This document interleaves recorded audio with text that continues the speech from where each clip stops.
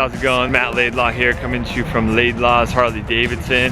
So today I'm going to take out a 2019 Street Bob after we've had the new Street Bobs on this new Softail frame for almost 2 model years now. This is turning out to be the #1 best-selling Softail in the lineup of 9 different models. When they were first released in the 2018 model year, as many of you know, Harley-Davidson changed the frame. They took all the Softails and all the Dynas, they took away those frames, put them all on one brand new frame, and they all call all the Dynas and Softails Softails now, basically.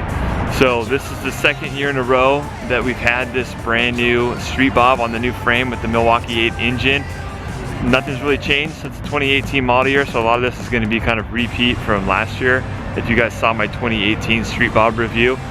But I feel like it's worth, taking out again, because this is one of the most popular Harley-Davidsons right now, at least at our dealership, and it's one of my favorites personally. I feel like there's a really good value in the Street Bob. It's the least expensive Softail, coming in at about $14,500 for the price tag, and you'll be being able to get into the new frame and the new Milwaukee 8 Big Twin at this price point.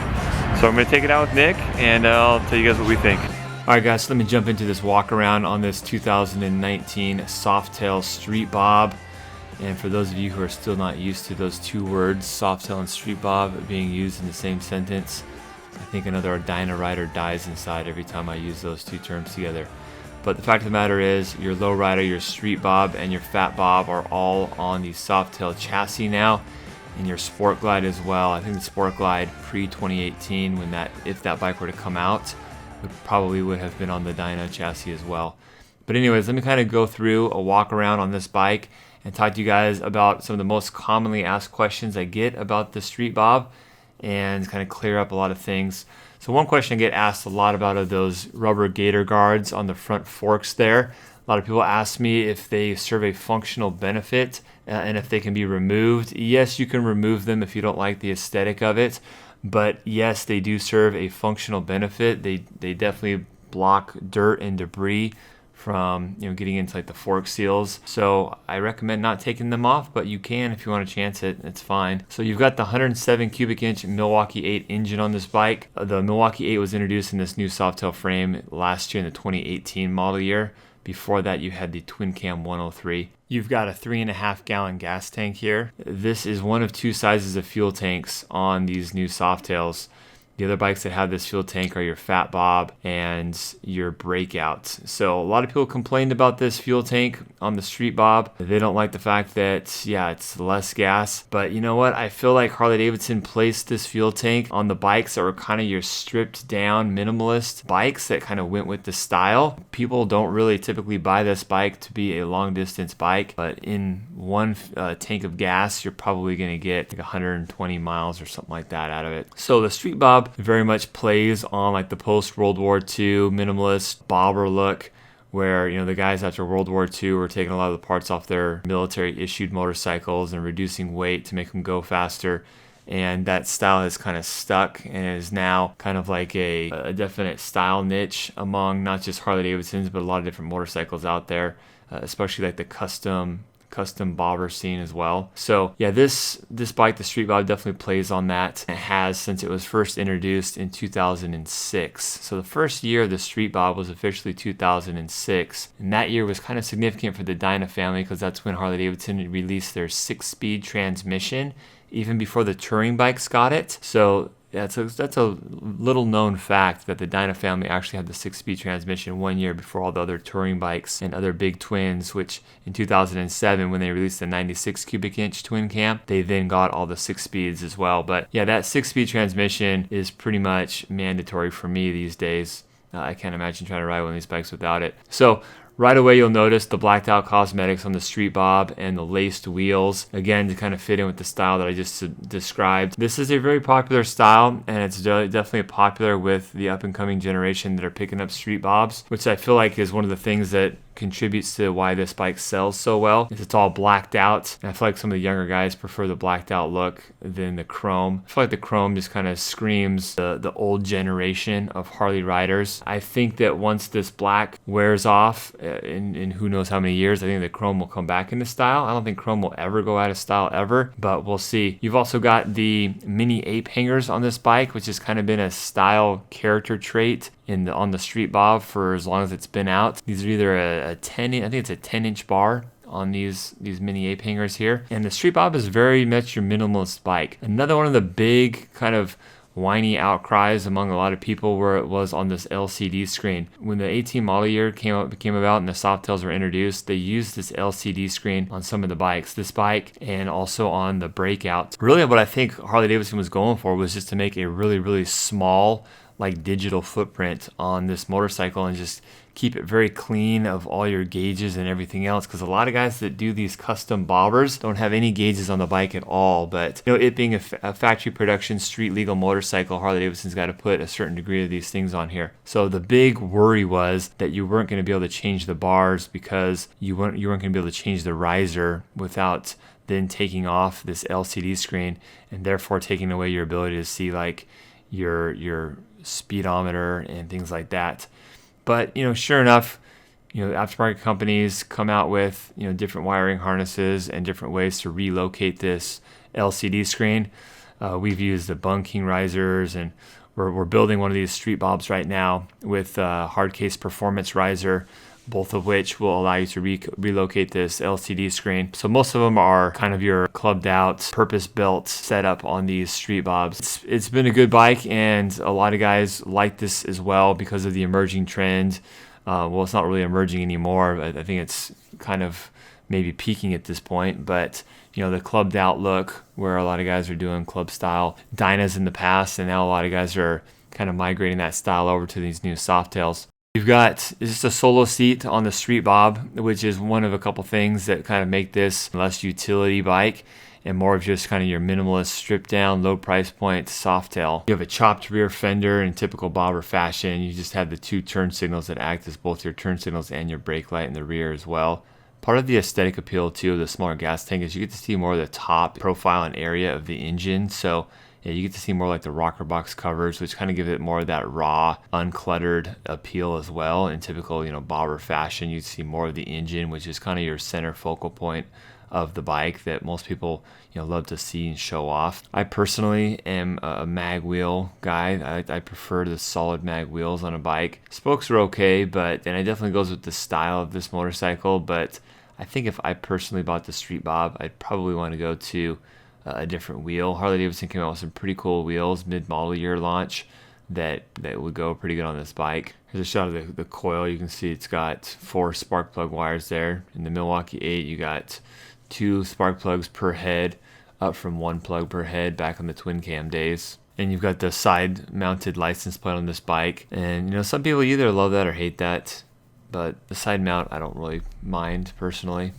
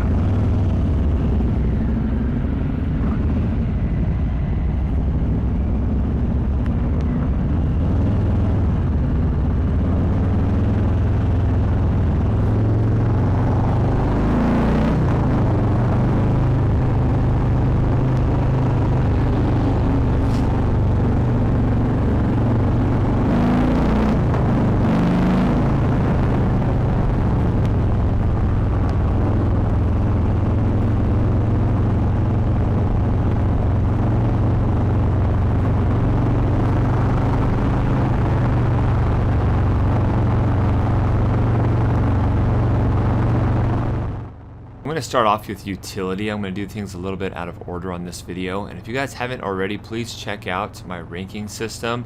It will be a lot more clear on how my ratings work with the different bikes if you haven't already watched it, because a lot of times I get a lot of confusion in the comment section about how I rate things and I should have rated it higher, but a lot of it has to do with how it compares to the other Harley-Davidsons in the lineup. But anyways, I'm going to do things a little bit out of order this time. So I'm going to start with utility here, and I'm going to go to Harley-Davidson's parts catalog. Like I mentioned, on the Street Bob, you don't have a passenger seat, so you lose utility right there. You don't have the passenger pegs. You have a smaller fuel tank as well, and you have not very many gauges. Yes, you have the LCD screen that has a lot of good information, but the lighting is very minimalist as well. So yeah, the utility on this bike is very minimal. You don't have any wind deflection, you don't have any storage either. But I also wanted to kind of jump into the availability of parts, and this is one of the areas that Harley-Davidson really shines, is their vast amount of parts and accessories they offer on all their motorcycles, and that's not even including aftermarket. There's more aftermarket parts available for Harley-Davidson motorcycles than any other motorcycle in the world, so you definitely can outfit this bike the way you want it to. But we're going to start off first kind of with docking hardware. I feel like everything kind of starts with docking hardware. So this is the docking hardware here, and with the docking hardware, this is very similar to the touring bike system, but Harley-Davidson calls this their hold fast system, which came out when the new Softail frame was launched in the 2018 model year. So here's kind of a glimpse of the hold fast system. You got to start with the docking hardware here, and you can see here that the FXBB is the Street Bob. You're probably going to want to get that in black, but you're going to throw these two docking points on, and that's going to allow you to do a couple things like the passenger backrest or a luggage rack. I'm going to go down and show you those right now. So you can get the sissy bar in either chrome or black.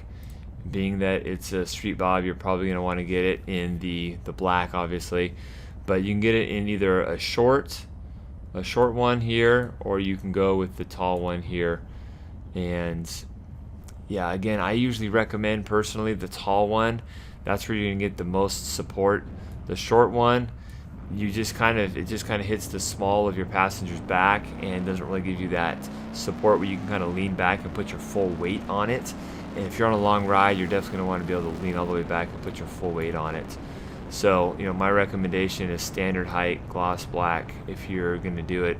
You can always take it off too, because obviously it looks kind of ugly if you're going down the road by yourself with the backrest on there, but you can always pull it off. Here's kind of a cool little solo rack. I've seen a couple of our customers do this. So it basically takes the place of where a passenger seat would be, but it kind of is cool where it kind of takes one more step in that retro style look. Very bare, very raw, no frills type of a look to it. So if you're a guy that wants to do the bungee cord thing and bungee a backpack or whatever to it, you can go with the solo rack here. If you want a little bit of storage, this is not a bad bag to go with. They call this the Black Standard Line throw over saddlebag. So you gotta get these saddlebag supports on there, and you can throw like a little saddlebag type of an item on there. It doesn't lock or anything, but if you're someone that needs to take books or whatever, you don't have a whole lot of storage in there, but this is kind of a good option for you if you're on the Street Bob. You do, believe it or not, have the ability to put the Hold Fast Solo Tour Pack luggage mounting rack on here. So this would take, again, the space of where the passenger would sit otherwise, but then you can throw a tour pack on there. I've never seen someone do this on a Street Bob. I think it would look extremely out of place personally. I don't think you buy a Street Bob to go touring around. This is the Hold Fast 2-Up Tour Pack, where you can use the passenger seat and still have the tour pack in the rear. You can only do that on the Deluxe or the Heritage in both the 107 and the 114. So this is kind of the tour pack that I would do if I was a Softail person and I wanted to get the extra storage on there. I don't think I would do the solo tour pack personally on a Street Bob. I just think it would look way out of place, like I said.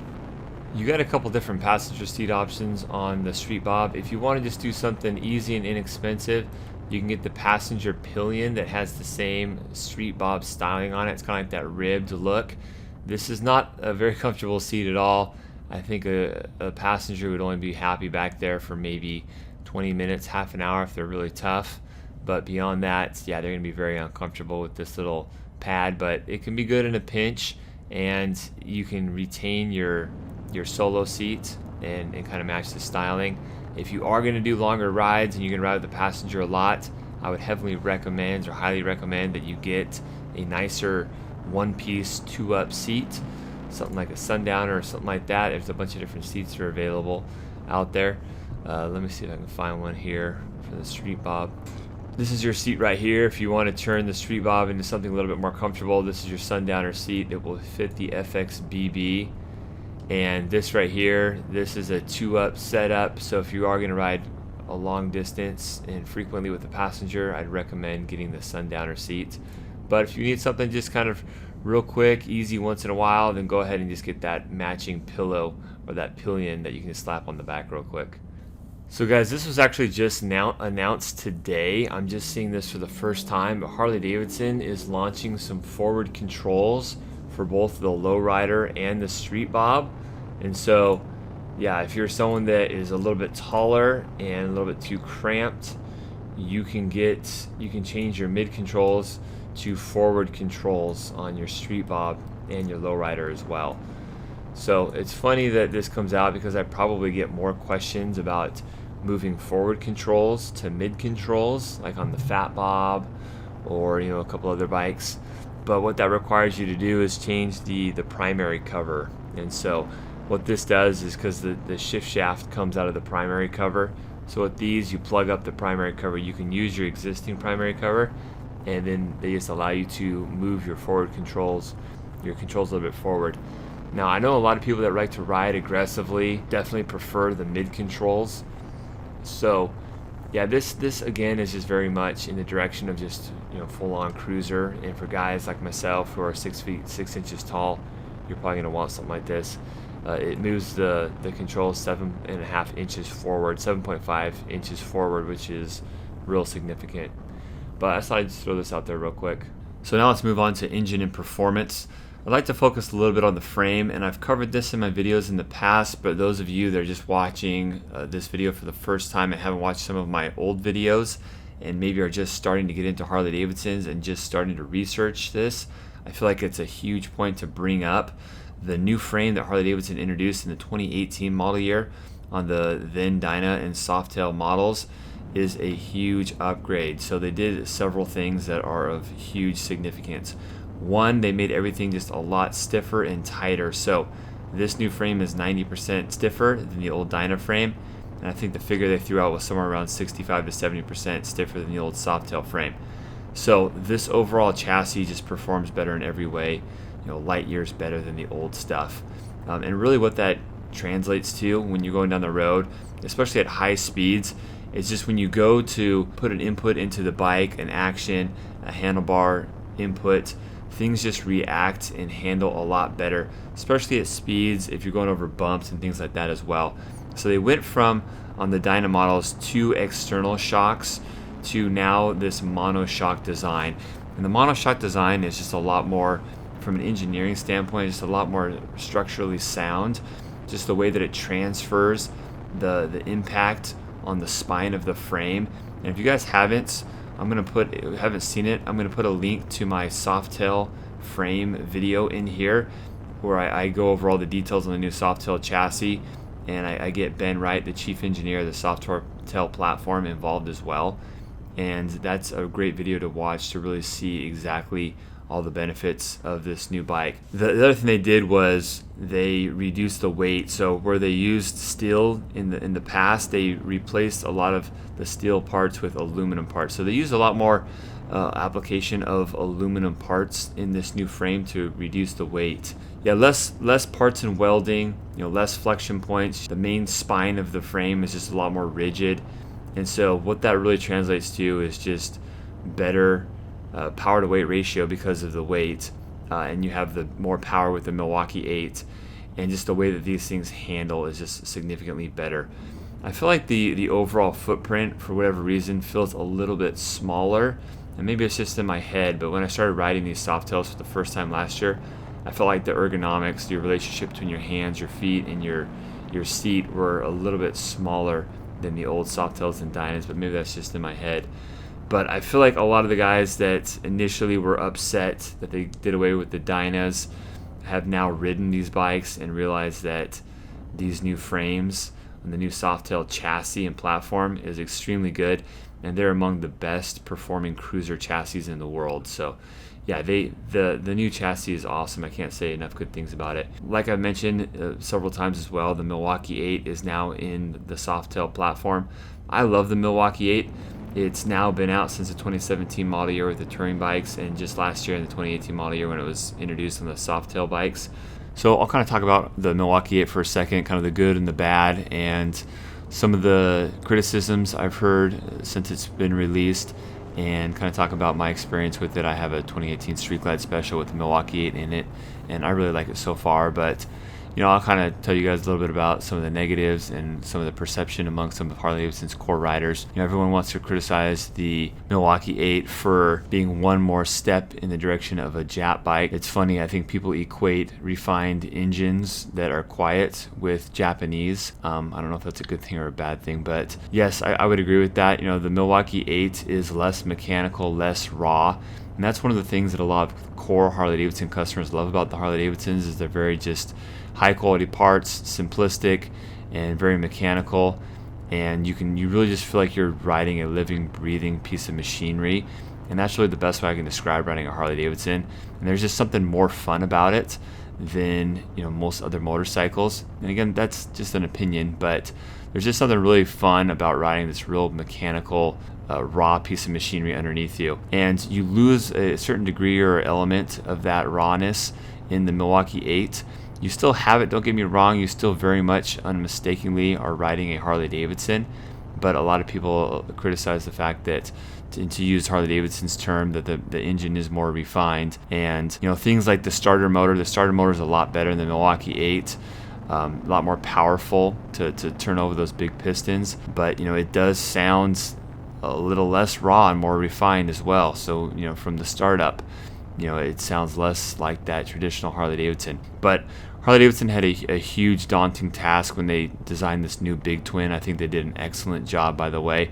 But they have to retain core elements of the architecture of the engine, that being the 45-degree angle, dual piston, air-cooled pushrod system, to make it look and sound like a Harley-Davidson. So you have to work around those key pieces of criteria and then incorporate modern technology into the engine to make it more comfortable to ride, more reliable, and everything else. So they went back to a single cam on the Milwaukee 8.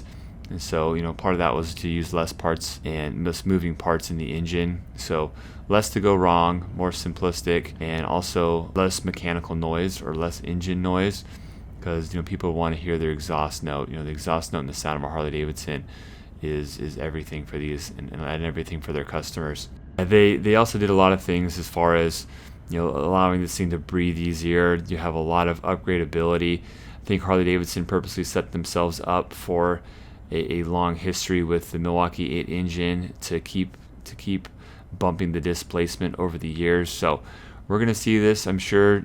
Historically speaking, we've seen these engines last for about 15 years or so. So we'll probably see this engine for the next 10-15 years. And I think Harley-Davidson's is going to continue to bump the displacement because they definitely left themselves room to do that. So yeah, that's one of the biggest criticisms, is people feel like this is less mechanical and less raw than some of the older engines like the twin cam and the Evolution engine.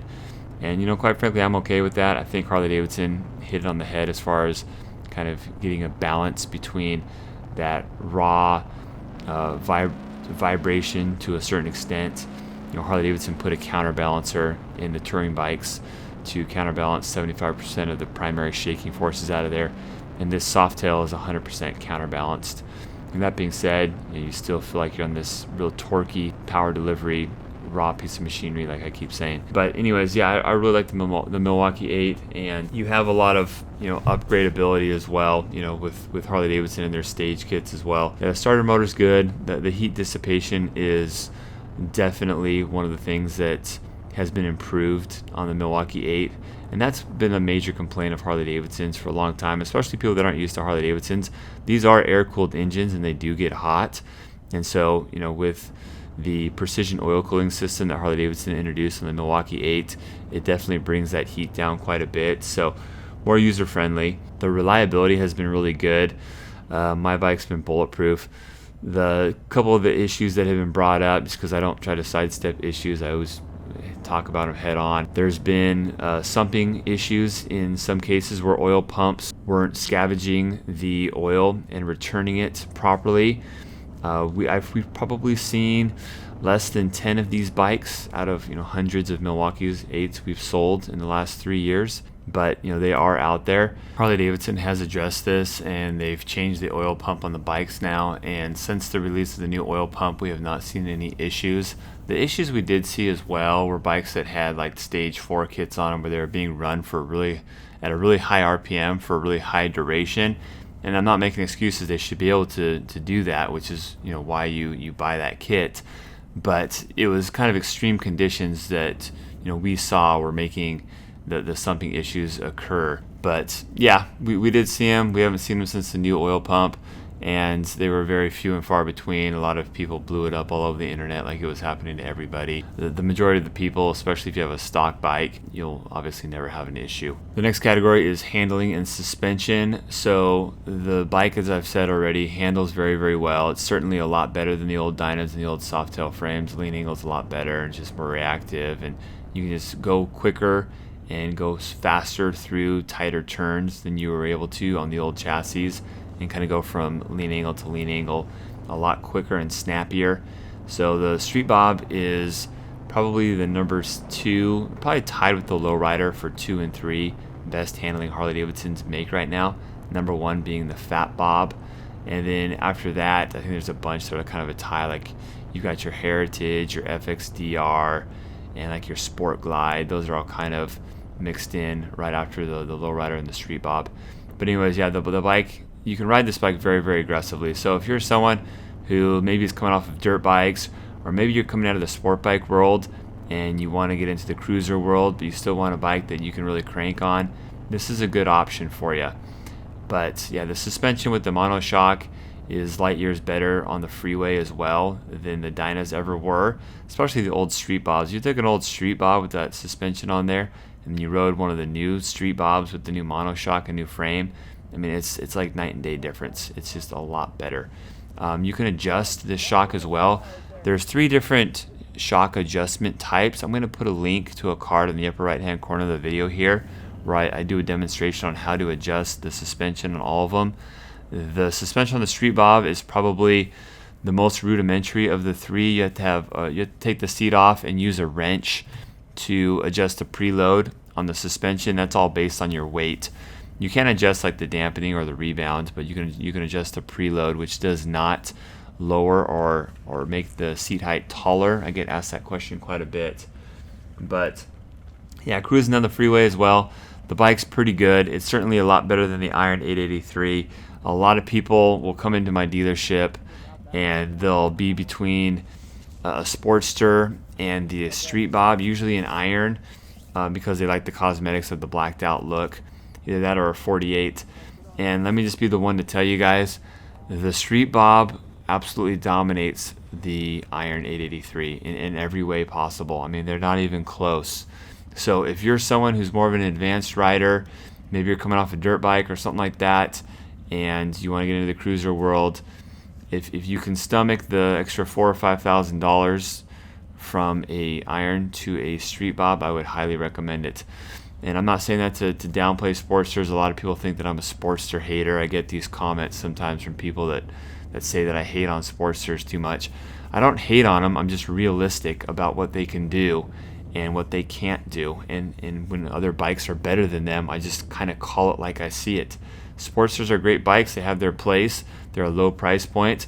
They're a good around town bike. They're a really good like entry level Harley-Davidson.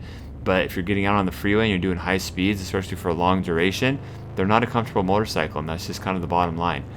And so, yeah, sorry for that rant. I just get a lot of these haters that say that I diss on Sportsters. I don't really diss on any Harley. I just try to be very realistic about what the pros and cons are of every bike, and I just try to let my viewers know hey, this if you're gonna do this type of riding, this is the bike for you. And on this certain bike, there's these limitations. So anyways, next category is braking, and for the Street Bob, I'm gonna give it a solid 8. There are 2 bikes in the Softail lineup that have dual disc brakes on them. That is the FXDR and the Fat Bob.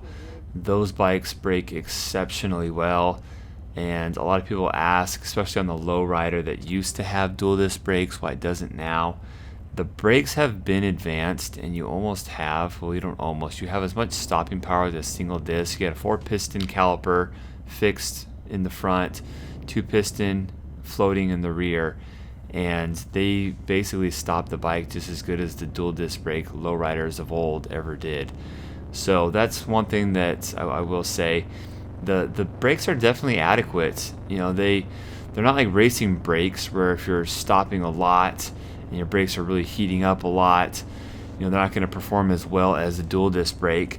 But for a cruiser, even if you're riding pretty aggressively, the brakes do really well. I never felt like once like they were underpowered at all.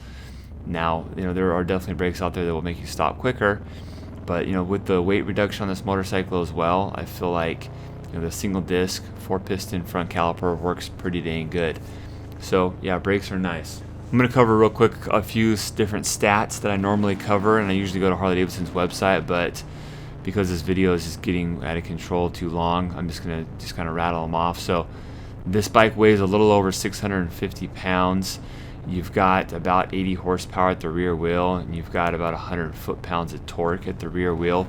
If you look at Harley-Davidson's website, they say 110 foot-pounds of torque, and that's measured at the crank, and they don't publish horsepower, but we've dynoed these bikes a lot, and yeah, you get about 80 horsepower on these things. And if you go to Harley-Davidson's Screaming Eagle graphs, you can kind of look at their figures as well, and their figures are pretty much right in line, give or take 2 or 3 horsepower, what we've gotten on our dyno as well. You can get the Street Bob with or without ABS. ABS is $795. And you know, I kind of order this bike 50-50. Usually I have my bikes that I order them all with ABS or all without ABS.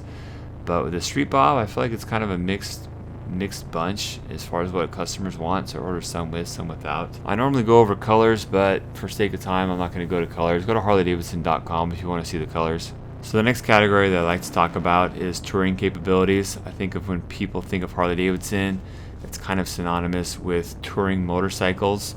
And there's a lot of bikes that Harley makes that are good at touring, but the Street Bob is not one of them. I'll give this bike a 3 out of 10 for a variety of reasons. This is, you know, a really low scoring bike in that category. One, you have a 3.5 gallon fuel tank as opposed to the 5 gallon that a lot of the Softails have on there. And you can get a windshield, but you really have no wind deflection stock from the factory on this bike. And even though you can get a windshield for this bike, I think a lot of people won't, just because it kind of kills the style of the whole bobber look. And secondly, the seat, it's cool and it looks okay, but the comfort isn't the best either. If you're going to do a long ride, you know, 3, 4, 5, 6 hour plus ride in a day, you're not going to be really comfortable on this seat. And you don't have any storage capabilities either. You know, I showed you one bag when I was talking about utility, and there are other bags that are available for this bike, and you can get the tour pack as well, but once again, kills the style if you go for those bags. So when I talk about these things, I always kind of want to talk about the relevancy and the likelihood that someone might actually bolt these things up to their Street Bob, and I think that it's very low. If you wanted to buy a bike for touring and overnight capabilities, then this probably isn't the bike for you. Has plenty of power up on the freeway. You know, you can roll on this 107 Milwaukee 8 out on the freeway, and it's got plenty of giddy up to it, so no problem there. But when you take into consideration everything else that I mentioned, yeah, not the best bike for touring capabilities. Next is the style and looks. I really like the style and looks of the Street Bob. I think just everything as a package with the blacked out look, the gator guards in the front forks, the mini ape hanger bars that have like that wrinkled textured black to them. Just everything really works well together, and this style, although I think it's kind of peaking and maybe on the downhill, I don't know, I still think that it's still really hot, especially among some of the younger and newer guys jumping into the Harley-Davidson world. And you know, just people just love a blacked out bike from the factory. Harley-Davidson should do a lowrider all blacked out from the factory. and make it a club style too. I keep saying that, but whatever. The Street Bob though is a great bike that people can buy, do a couple things to it, and have a bike that really looks like it was completely customized from the ground up. And so yeah, the style is very much in tune. I'm gonna give it a 9 out of 10. I feel like the looks combined with what it is, and the stripped down nature of it with the price tag, it's kind of the perfect combination to make this bike just a really good selling motorcycle. But yeah, the Harley-Davidson always kills it on the looks for the most part. They're very good at taking an era of motorcycle and kind of what was going on in the motorcycle scene that year, and really making a bike that kind of encompasses that style that's kind of era specific. So Harley-Davidson definitely did that with the Street Bob, and they nailed it. So the next category is, does this bike have the heart and soul of a Harley-Davidson? And I'm going to give this bike an 8 out of 10. And I think a lot of that comes from the looks of this motorcycle. Harley-Davidson has done a really good job at kind of putting the bobber, the factory bobber, on the map. They have taken the whole bobber era, produced several different bikes to kind of magnify or hone in on this era and this look. And a lot of the other manufacturers have kind of have noticed and followed suit on this. But the Street Bob is one of those pioneer bikes that first kind of paved the way for a lot of other bobbers, factory bobbers out there. And I feel like now it's kind of a look that is almost specific to Harley-Davidson. And so yeah, the Street Bob is definitely a bike that has the heart and soul of a Harley-Davidson. It's got pretty good history now, like I said, over about 13 years being out now. But yeah, and I always mention this as well, the engine really plays a big part in if the bike has the heart and soul. It has the Milwaukee 8, which I think does have the heart and soul of a Harley-Davidson, but not as much as maybe some of the other bikes like the Sportster. So I'm going to rank it an 8 out of 10. But when you ride a Street Bob, there's really no question as to what bike you are riding. You're definitely riding a Harley-Davidson motorcycle. So my final category I like to end on is the matte factor. I'm going to give this bike a 9 out of 10. I'm a huge fan of the Street Bob. It's always just been a cool bike that appeals to a large audience, and Harley-Davidson is doing it at a price tag that's a lot lower than some of the other Softails, within the same family. And so I think it's just a dynamite combination of great looks, great style, great culture behind the motorcycle, and it's appealing to a large audience. And at $14,500, it's kind of a slam dunk, especially when there's a lot of criticism circling Harley-Davidson's pricing right now, which really hasn't changed that much over the years, by the way. And when you compare it to the competition, it's really not any higher when you compare, high-end cruiser bikes like your Indians or, whatever else. But anyways, yeah, it's just a good package, good bang for your buck, good value, and it appeals to a lot of people, including myself. I'm a big fan of the Street Bob. I would never own one just because I'm such a big fan of the touring chassis bikes. But yeah, I'm a big fan of the Street Bob. I would recommend them to a lot of different riders, a lot of different skill types. Yeah, that's about it, guys. If you have any questions, please feel free to leave them in the comments below. Do you have a Street Bob? I'd like to hear from you Street Bob riders out there, or anybody who has an opinion about the Street Bob. Maybe you passed on the Street Bob.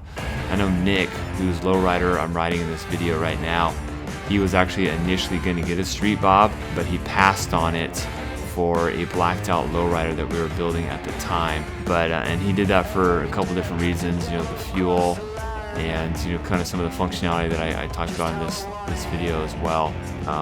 But anyways, yeah, let me know, guys, what you think of the Street Bob. If you own a Street Bob, let me know what you think. Thanks a lot for watching, guys. If you haven't already, please subscribe to my channel, and we have a lot more Harley-Davidson content coming your way. Thanks, boy.